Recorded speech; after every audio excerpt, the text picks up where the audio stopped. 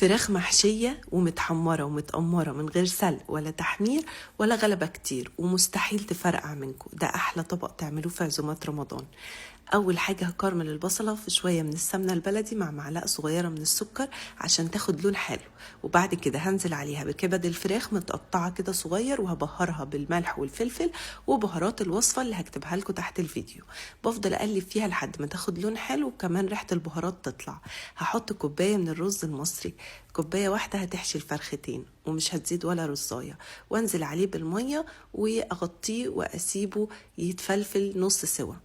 وبعد كده بقى هجيب الفراخ اتبلها بالزيت او بالسمنه، انا استخدمت زيت زيتون وملح وفلفل وبهارات الوصفه، والبصله المبشوره اعصروها ونزلوا ميتها كده وتبلوا بيها الفرخه كويس، بتدي طعم حلو، كمان بتخلي البهارات تمسك على الفراخ. هسيبها على جنب تاخد الطعم، واجيب الرز بعد ما استوى نص سوا افرده بقى في طبق جنبي، علشان لازم يبرد تماما قبل ما نحشي بيه عشان ما يعجنش.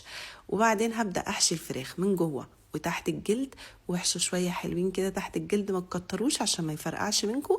وبعد كده بقى هحطها في الكيس الحراري علشان ما احتاجش لا اسلق ولا احمر، وتحتها شوية مية، هتاخد ساعة وربع هتطلع مستوية ومن جوه جوسي وخطيرة، وواخدة لون تحفة من غير ما نحتاج نقلي في الزيت.